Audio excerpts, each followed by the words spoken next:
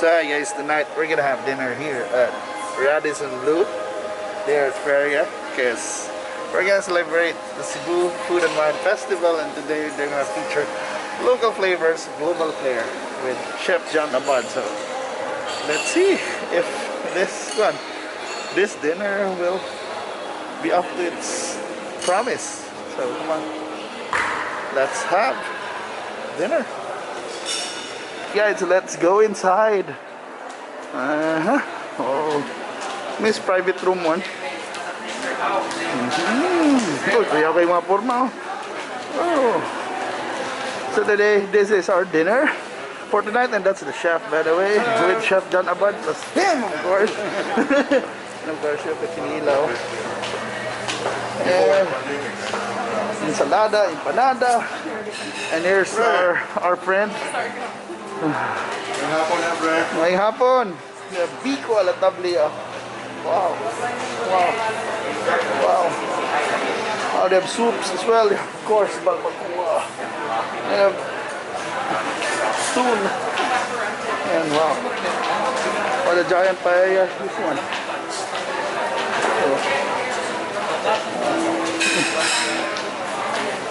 And they have more dishes here. And of course, you're in Cebu, there's chorizo, there's embutido, and asata. Dito, katulas. Ay, and of course, lechon. Hindi na pwede why lechon. But there's a carving here na baka. Wow. Hello, sir.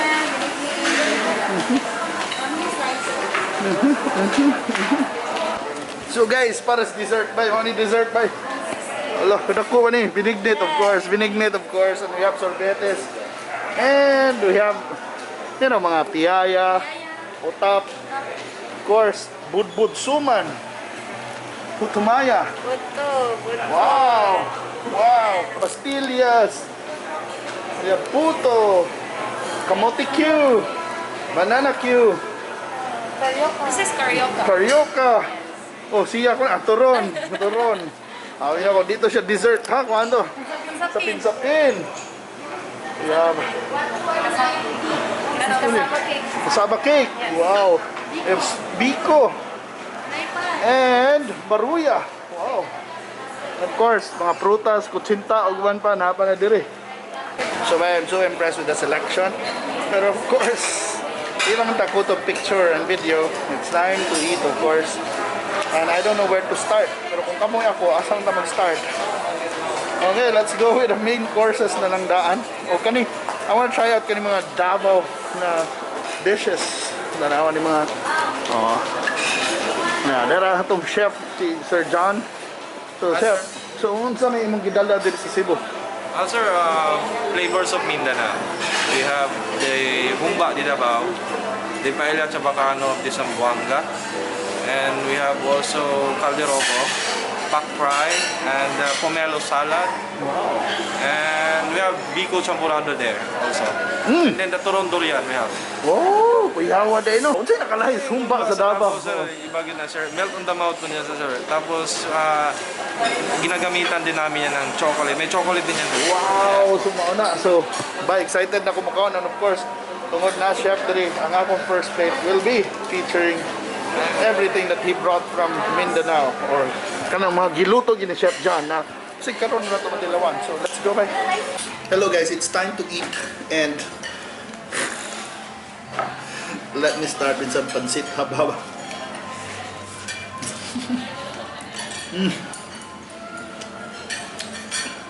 Kalingaw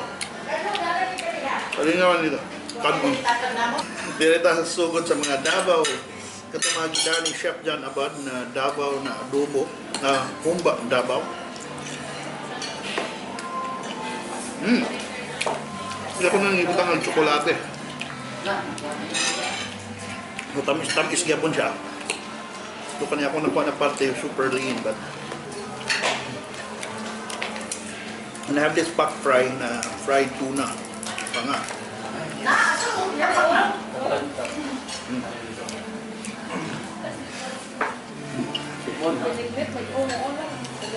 Yung galing alabars na shrimp. Mga prawn. Nga, ganahan ko ang document.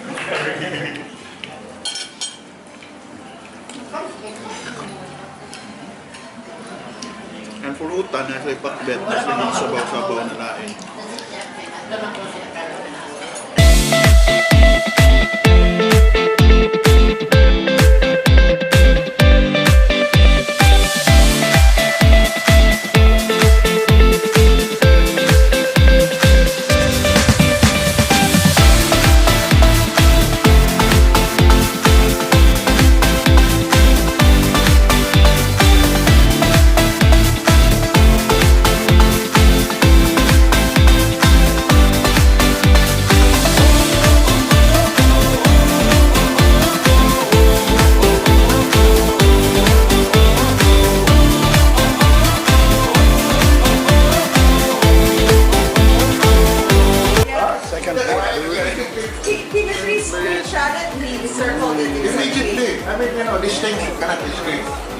Give the salad with puso.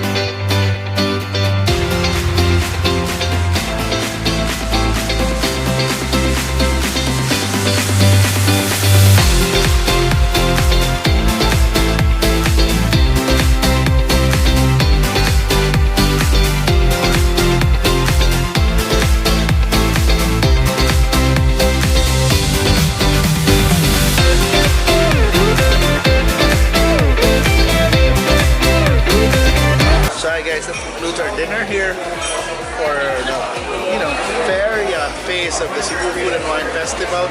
It was really an excellent dinner. We were treated with dishes from all around the Philippines. I mean, the dishes were so good.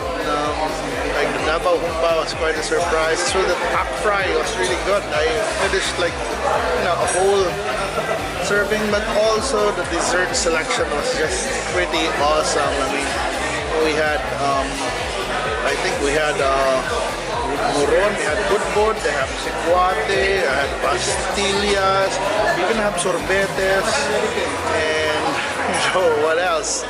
Silvana, and there's different banana Q, kamote Q, and everything. I mean, it was just a wonderful selection, and I hope that they will bring some of the dishes here to the regular buffet because it's quite enjoyable, and there are so many more events for the Cebu Food and Wine Festival. Check out the Cebu Food and Wine Festival page for the schedule for this year's festival, because this goes around to different restaurants around Cebu, and the different hotels, restaurants, featuring the different expertise of the chefs here, plus how they pair up with wines, plus how everything goes so well. I mean, giving the best of Cebu, showing the best of what Cebu can offer when it comes to food.